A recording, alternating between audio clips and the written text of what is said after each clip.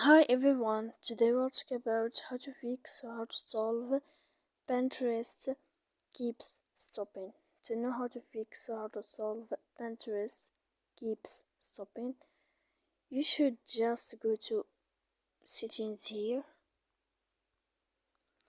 After that, in this page, you will enter to this window of apps, default apps, app settings. Here in this list of this window, we will go to click on Pinterest. Then you will go to click on first stop and you click OK. Here we go to click storage. After that we click clear cache, and in the end you can turn off your phone. So please don't forget to support us by like and subscribe. See you next time.